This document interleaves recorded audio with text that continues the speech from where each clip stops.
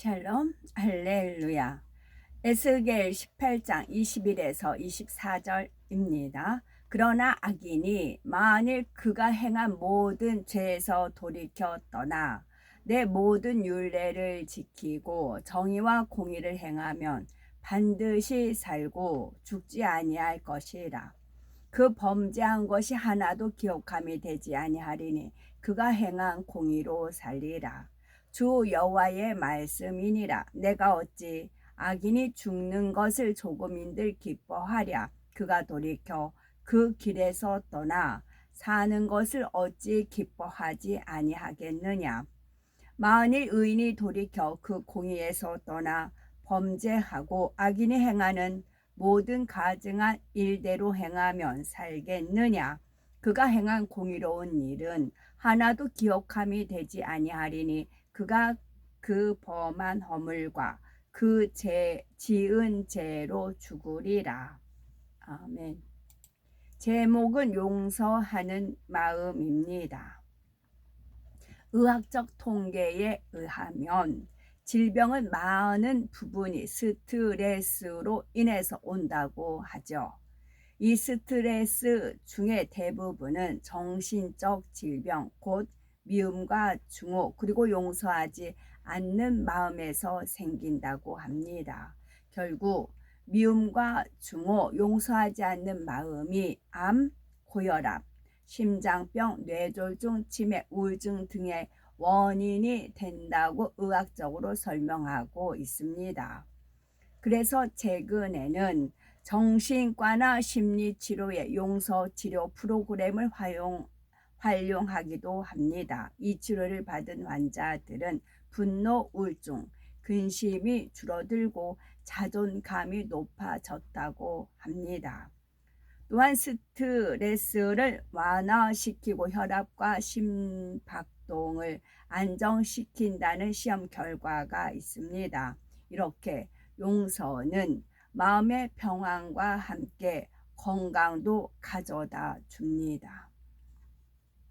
우리가 용서할 수 없는 사람을 진심으로 용서했을 때 마음이 얼마나 기쁘고 흐뭇했는지 행해 보신 분들은 아십니다. 우리는 말씀을 통해서 이런 평안과 쉼을 가져봐야 되겠죠. 미움과 짜증, 원망에서 오는 스트레스를 내려놓고 용서와 사랑의 마음을 느껴보고 가져야 되겠습니다. 그러할 때 그저 알고만 있었던 하나님의 사랑이 우리 마음 깊이 용서와 긍휼, 참된 사랑으로 임할 겁니다. 무엇보다 우리는 먼저 하나님의 사랑으로 용서를 받았으니 용서하지 못할 일이 없어야 하는 거죠. 원수를 맺거나 미워하며 용서하지 못한 일은 철저히 회개하고 돌이켜 진정한 하나님의 사랑을 입는 자녀들이 되어야 됩니다. 그러면은 어떤 문제도 질병도 다 해결받을 수가 있습니다. 미워하며 용서하지 못한 일을 철저히 회개하고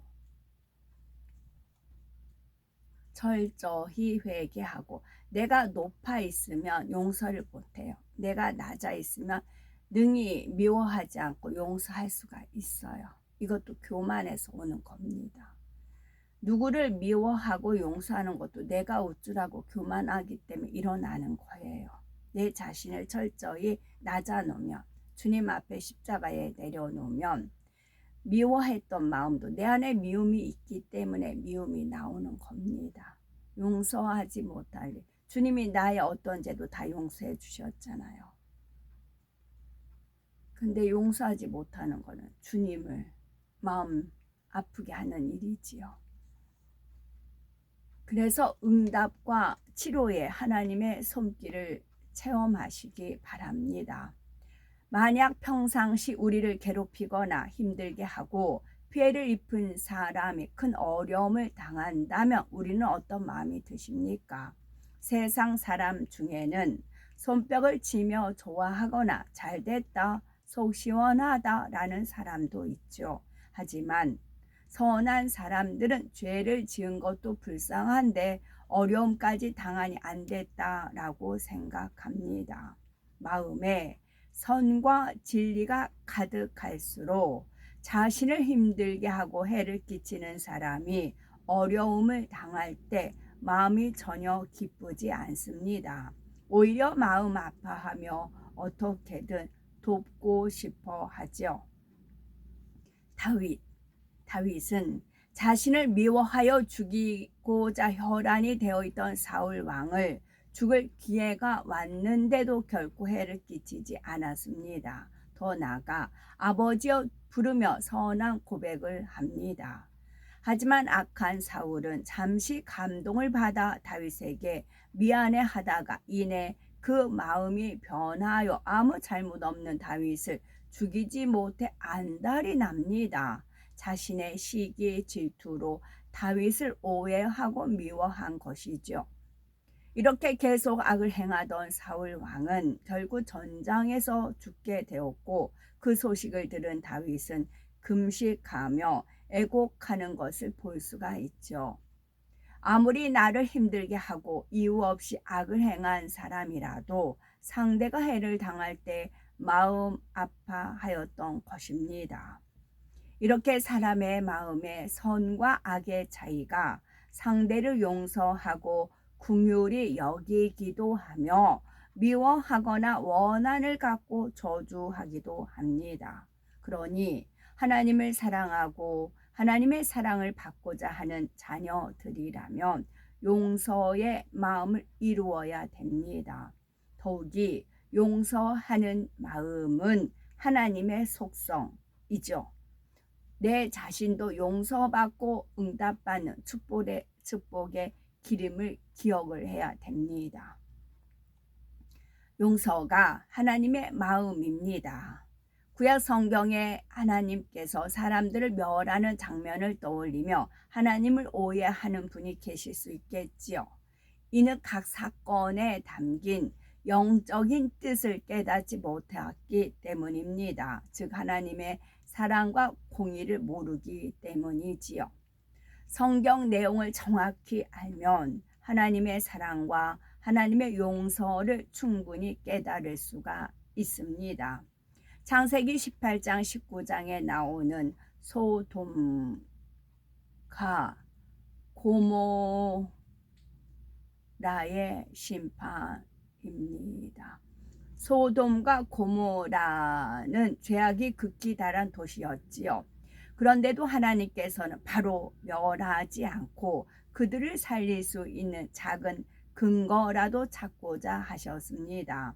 이에 직접 천사들을 보내어 소돔과 고모라 사람들의 죄악이 심히 중한지 그렇지 않은지를 살펴보도록 하셨지요. 그리고 아브라함에게 이 일을 미리 말씀해 주십니다. 그러자 하나님의 마음을 닮았던 아브라함은 그 성중에 의인 50이 있으면 용서해 주실 수 있을지 조심스럽게 여쭙지요.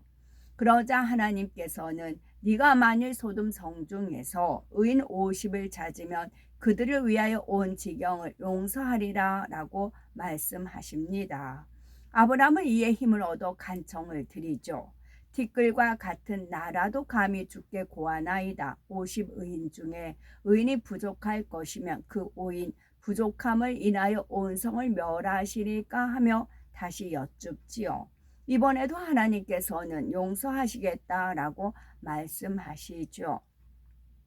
아브라함은 거기서 포기하지 않고 계속해서 40인, 30인, 20인, 10인의 의인을 찾으면 어떻게 하실지 여쭙습니다.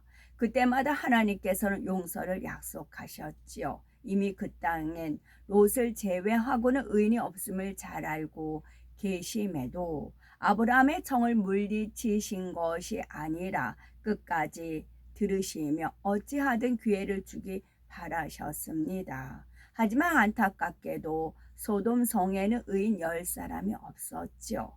그리고 그들의 악함이 그대로 드러납니다. 하나님께서 그 땅을 살피도록 보내신 전사들은 소돔 땅에 거하던 아브라함의 조카 롯의 집에 머물게 되지요. 사람들 눈에는 너무도 아름다운 여인의 모습이었습니다.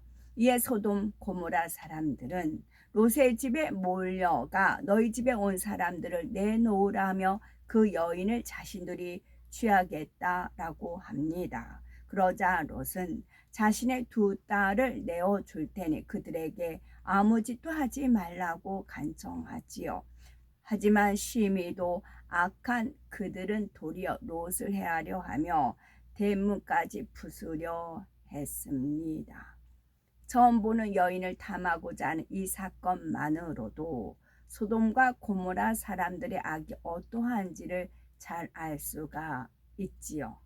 그들은 죄에서 돌이킬 수 없는 한계에 달했기에 아무리 사랑의 하나님이실지라도 공의에 의해 심판하실 수밖에 없었던 것입니다. 그래도 사랑의 하나님께서는 아브라함을 보고 롯과 그 가족을 구원하고자 하셨지만 롯의 사위들은 하나님께서 성을 멸할 것이라는 롯의 말을 믿지 않다가 결국 그 땅에서 죽음을 당했습니다. 롯의 아내는 함께 탈출을 했지만 뒤돌아보지 말라는 하나님의 말씀을 어기고 소돔에 미련이 남아 뒤돌아봄으로써 소금 기둥이 되고 말았지요. 이렇게 소돔과 고모라의 심판을 통해 하나님께서는 한 번, 두 번 잘못하니 곧바로 심판하고 멸하신 것이 아니라 또 살피고 깨우쳐 주시며 어찌하든 기회를 주고자 하시는 분임을 알 수가 있죠. 사람이 심히 악하여 멸망을 자초하는 것임을 깨달아야 합니다. 지금도 하나님의 사랑의 권면을 듣지 않고 악에 악을 쌓아 간다면 당장 심판을 당하지 않는다 해도 결국 사형 선고를 받은 것과 다름없음을 우리는 알아야지요.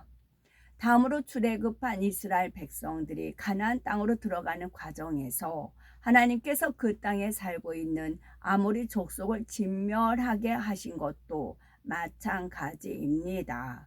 하나님께서는 아브라함 당시에도 가나안 땅에 살고 있던 아모리 족속의 죄악에 대해서 알고 계셨지요. 곧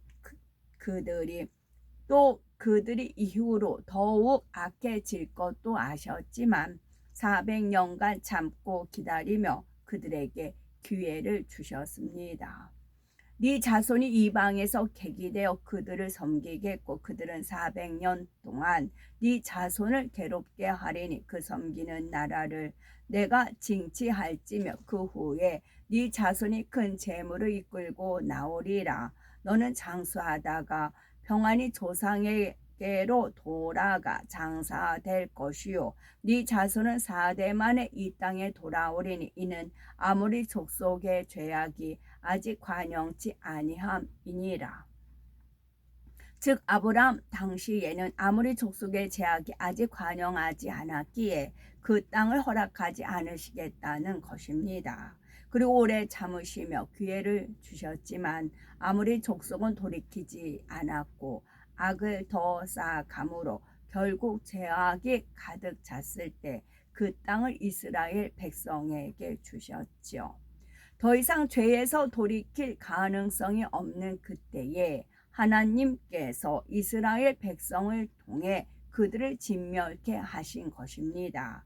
그러나 그 가운데서도 여리고성에 살았던 라합과 그 친족은 구원해 주셨지요. 라합은 하나님께서 이스라엘 백성에게 베푸신 놀라운 일들에 대해 듣고 하나님을 믿고 경외함으로 이스라엘의 정탐꾼을 숨겨주는 선을 베풀었기 때문입니다. 이렇게 하나님께서는 오래 참고 용서하실 뿐만 아니라 이방인 중에서도 의로운 사람은 멸하지 않음은 물론이요 복을 주시는 분이십니다. 또 아모리 족속을 진멸하실 수밖에 없었던 이유는 그들을 남겨두면 이스라엘 자손들마저 우상을 섬기고 각종 사수를 행하며 음란하고 배역하고 부도덕한 악행에 물들 수 있기 때문이지요. 우리가 사는 이 세상에서도 사람들에게 심히 악을 행하며 사기치고 괴롭히는 사람을 용서만 하고 어떤 제재도 가지 않는다면 사회가 얼마나 혼란스럽겠습니까?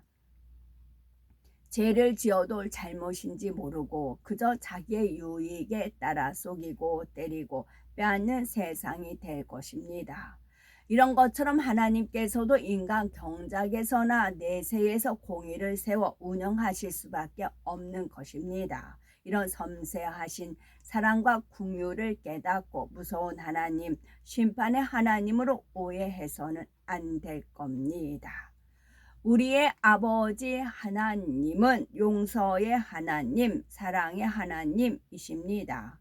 에스겔 18장 21에서 22절에 악인이 만일 그 행한 모든 죄에서 돌이켜 떠나 그 모든 율례를 지키고 법과 의를 행하면 정령 살고 죽지 아니할 것이라. 그 범죄한 것이 하나도 기억함이 되지 아니하리니 하신 대로 악인이 돌이키며 용서하심은 물론 그 죄를 기억지도 않는 분이십니다. 이런 하나님의 용서와 사랑이 성경 곳곳에 기록되어 있지요. 사랑의 하나님의 용서와 복을 받은 경우를 요나 선지자 시대에서 살펴보면 당시 니누웨는 이스라엘을 괴롭히던 적국 아수르의 수도였지요. 이 니누웨도 심히 부패하여 그들의 악행이 하나님 앞에 상달될 정도였습니다. 하지만 하나님께서는 그들을 곧바로 멸하지 않고 회개의 기회를 주기 위해 요나 선지자를 보내 경고하고자 하셨지요. 그런데 요나 선지자는 의외의 태도를 보입니다. 니느웨로 가라 명하신 하나님의 말씀을 어기고 다시스로 향하지요. 그는 자기 민족을 괴롭히는 적국인 니느웨가 멸망당하길 원했습니다. 그런데 자신이 가서 경고할 때 니느웨 백성들이 회개하면 하나님께서 용서해 주실 줄 알았기에 니느웨로 가지 않으려 했던 것입니다. 이에 요나는 하나님의 낯을 피해 다시스행 배에 올라 배 밑창에서 자고 있었지요. 하지만 그 배는 큰 풍랑을 만나게 되었고 벗어나려고 최선을 다해 보았지만 파선할 위기에 놓이고 말았습니다. 그러자 이 재앙이 누구 때문인지 알기 위해 제비를 뽑았을 때 영락없이 요나가 뽑혔고 요나를 바다에 던지니 바다는 이내 잠잠해졌지요. 이제 요나는 어떻게 됐을까요? 용서하시는 하나님께서는 하나님의 낯을 피하고 불순종한 요나마저도 그냥 멸해 버리지 않고 한 번 더 기회를 주십니다. 요나가 자신의 나라와 민족을 사랑하는 마음으로 그렇게 행했다는 것을 알기에 용서받을 수 있는 기회를 주셨지요. 큰 물고기를 예비해 두셨다가 그를 삼키게 하셨고 요나는 그 물고기 뱃속에서 사흘 밤낮을 지내며 불순종한 것을 철저히 회개합니다. 기도를 들으신 하나님께서는 용서하시고 물고기가 그를 육지에다 토해내도록 하셨고 결국 요나는 니느웨로 가서 40일이 지나면 니느웨가 무너지리라 외쳤습니다. 니느웨는 규모가 큰 성읍이라 그 전체를 돌리면 3일이 걸리지만 그 전체를 돌게 되면 3일이 걸리지만 하루만 외쳤는데도 놀라운 일이 생겼지요. 온 백성이 하나님을 믿고 금식을 선포하고 하나님 앞에 회개하였고 그 소문이 왕에게까지 들리자 왕도 마찬가지로 회개하며 조서를 내려 선포합니다. 짐승이나 사람이나 소떼나 양떼나 아무것도 입에 대지 말지니 곧 먹지도 말 것이요 물도 마시지 말 것이며 사람이든 짐승이든 다 굵은 배를 입을 것이요 힘써 여호와께 부르짖을 것이며 각기 악한 길과 손으로 행한 강포에서 떠날 것이라. 하나님이 혹시 뜻을 돌이키시고 그 진노를 그치사 우리로 멸망치 않게 하시리라. 그렇지 않은 줄을 누가 알겠느냐 하였습니다. 입술로만이 아니라 행함으로 온전히 돌이키는 철저한 회개를 하는 것을 볼 수가 있지요. 여기서 니느웨는 이방인들이기에 혹시란 말을 사용했지만 하나님을 믿는 우리는 혹시 하는 의심을 품으면 안 됩니다.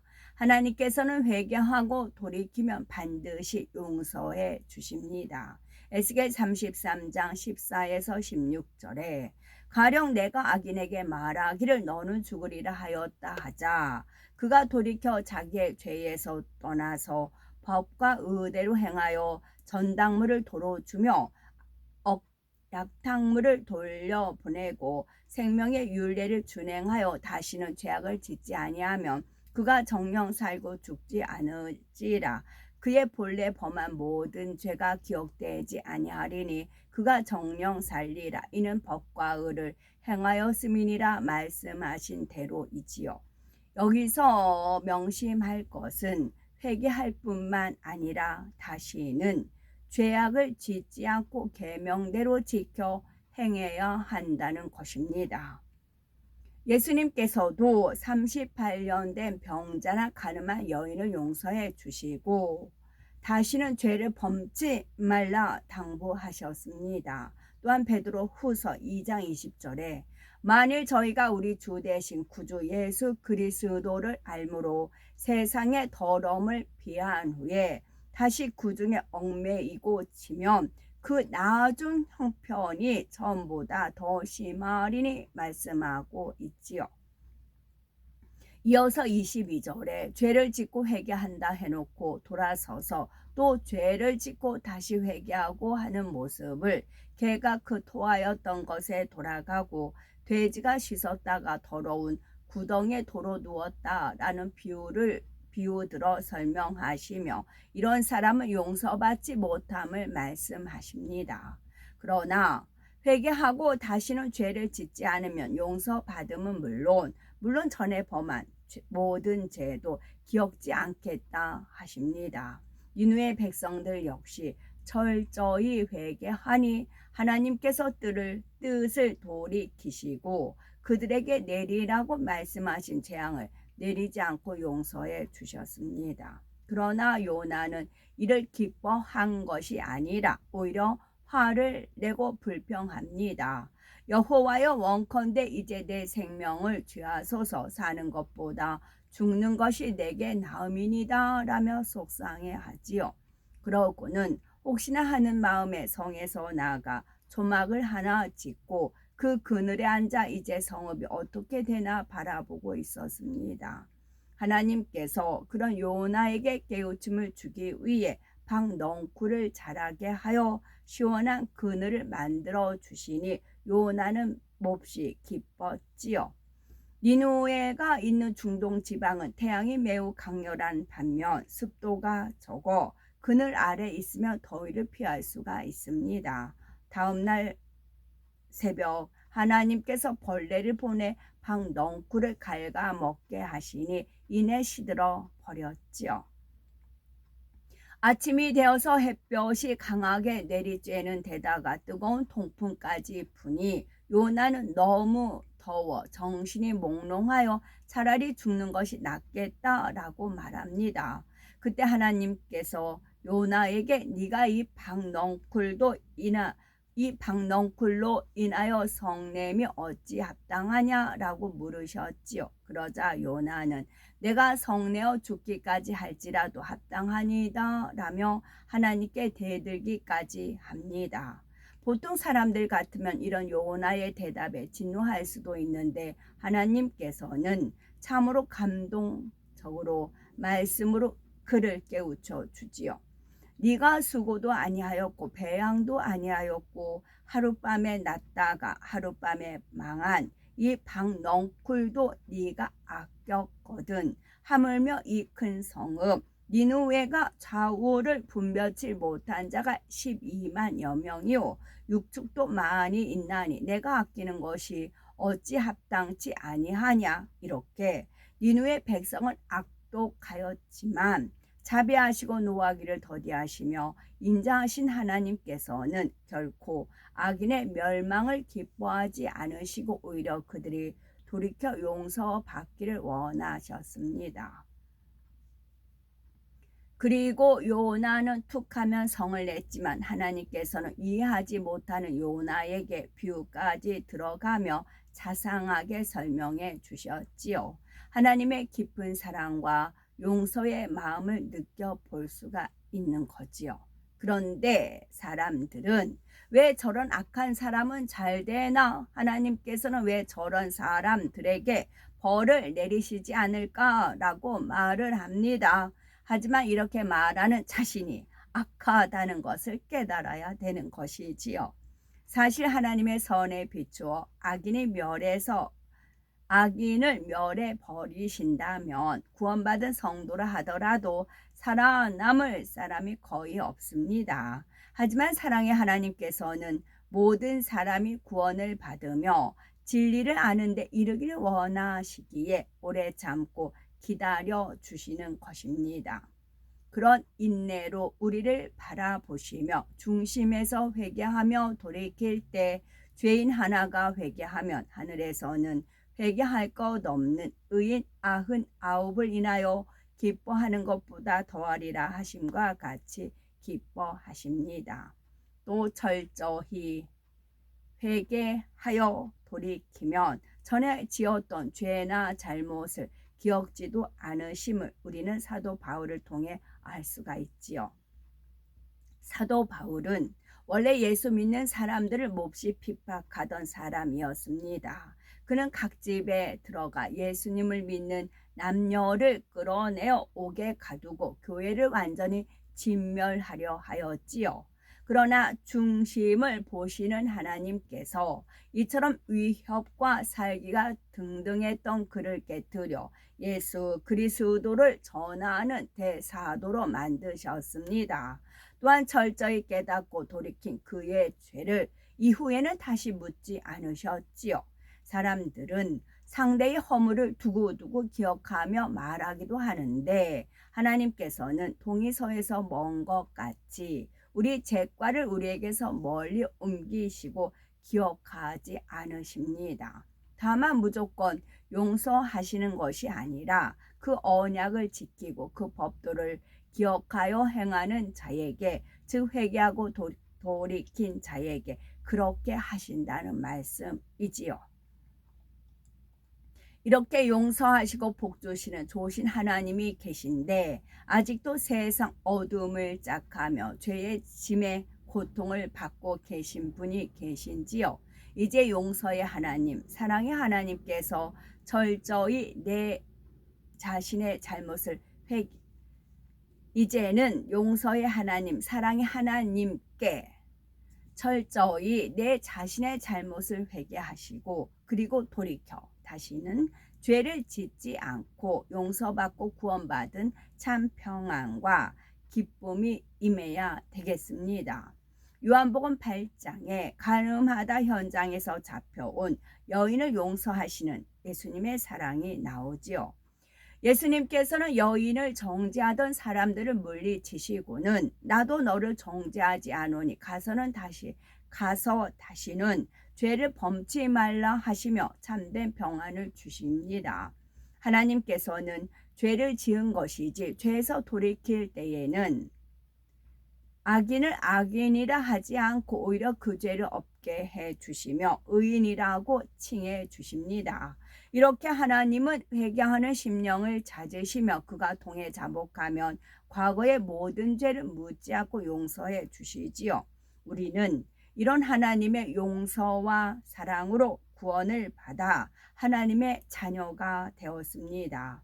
그런데 이 큰 용서와 사랑을 받은 우리가 아직도 다른 사람을 용서하지 못하고 미워하며 원망하고 원수를 맺고 있다면 이는 하나님의 용서에 감사하는 삶이라 할 수가 없겠지요. 더더욱 우리가 서로 용서하고 사랑하며 화목을 이룰 때 하나님의 응답을 받을 수가 있는 것입니다. 마태복음 5장 23에서 24절은 그러므로 예물을 제단에 드리다가 거기서 네 형제에게 원망 들을 만한 일이 있는 줄 생각나거든. 예물을 제단 앞에 두고 먼저 가서 형제와 화목하고 그 후에 와서 예물을 드리라 하였습니다. 즉 하나님께 드리기로 한 예물은 반드시 드리되 형제를 미워하는 마음, 용서하지 못한 마음을 돌이켜 화목을 이루고 예물을 드려야 하나님께서 기뻐 받으시고 축복하신다는 것입니다. 꼭 기억해야 할 것은 나는 남을 용서하지 못하면서 나 자신의 죄와 허물을 어떻게 용서받을 수 있을까 하는 것입니다. 예수님께서 가르쳐 주신 주기도문에도 우리가 우리에게 죄 지은 자를 사하여 준 것 같이 우리 죄를 사하여 주옵시라고 했습니다.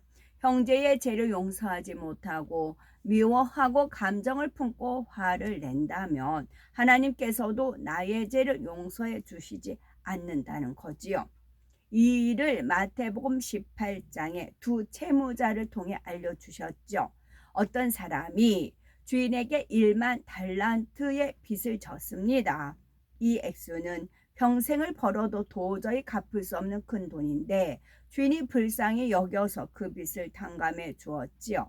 탕감받은 후 그는 자기에게 100데나리온 빚진 동관을 만났습니다. 한 데나리온은 노동자의 하루 품삯이니 100데나리온이라 해도 1만 달란트에 비교할 수 없는 작은 액수이지요. 그런데 1만 달란트 탕감 받은 사람은 자신이 입은 은혜도 잊어버린 채 100데나리온 빚진 사람의 멱살을 잡고 빚을 갚으라고 윽박 질렀습니다. 그 동관이 엎드렸고 갚을 때는 조금만 참아달라고 간청을 했지만 용서하지 않고 옥에 가두고 말았지요. 이를 알게 된 주인은 그를 불러 이 악한 종아, 네가 빌기에 내가 네 빚을 모두 탕감하여 주었거늘 내가 너를 불쌍히 여김과 같이 너도 네 동관을 불쌍히 여김이 마땅치 아니하냐 하며 노하여 그 빚을 다 갚도록 옥졸에게 넘겼습니다. 이 비유를 통해서 나는 어떠했는가 살펴봐야 되겠죠. 하나님께서는 나를 구원하시기 위해 독생자 예수님을 십자가에 죽게 하시기까지 큰 사랑을 베풀고 모든 죄를 용서해 주셨습니다. 말로 할 수 없는 큰 용서를 받은 우리가 용서하지 못할 상대의 죄와 잘못이 무엇이 있겠습니까? 그러니 우리는 하나님과 주님으로부터 받은 은혜와 사랑을 늘 기억하여 모든 사람을 사랑하고 용서하며 화목할 때 하나님께서 주시는 평안과 행복, 응답을 받을 수가 있는 것입니다. 하나님께서는 죄는 미워하되 사람은 사랑하십니다. 죄를 미워할 수밖에 없음은 그 죄로 인해 우리가 사망으로 가기 때문이지요. 하지만 아무리 악인이라 할지라도 죄에서 돌이켜 진리 가운데 행하기만 하면 용서하심은 물론 복 주시는 하나님이십니다. 예수님께서도 상한 갈대를 꺾지 아니하시며 꺼져가는 심지를 끄지 않고 끝까지 참고 기다리셨지요. 그리고 이런 용서의 마음을 우리도 이루어야 함을 말씀하십니다. 그때에 베드로가 나아가 가로되 주여 형제가 내게 죄를 범하면 몇 번이나 용서하여 주리이까 7번까지 하오리까. 예수께서 가라사대 네게 이르노니 7번뿐 아니라 70번씩 7번이라도 할지니라 하시며 완전한 용서를 말씀하셨지요. 한 몇 번 용서하고 더 이상은 용서하지 못하겠다 하거나 저 사람은 도무지 이해할 수도 용서할 수 없다 해서는 안 됩니다. 용서한다 하고는 상대의 잘못을 기억하고 있어서 스스로 고통받는 어리석음도 없어야지요. 이렇게 부부 간에 부모, 자녀 간에 형제, 이웃, 친구 사이에 온전히 용서하였는지 살펴보셔야 되겠습니다. 더 중요한 것은 나는 하나님과 화목을 하고 있는지 돌아보아 응답받지 못하는 것이 없는지 깨닫고 용서하지 못함으로 비롯된 미움, 시기, 질투, 판단, 정죄 등 여러 가지 악의 모양을 버리고 하나님과 화목을 이룰 뿐만 아니라 모두와 화목할 수 있는 우리가 되셔서 응답받고 축복받는 우리 모두가 되셔야 되겠습니다. 아멘. 샬롬.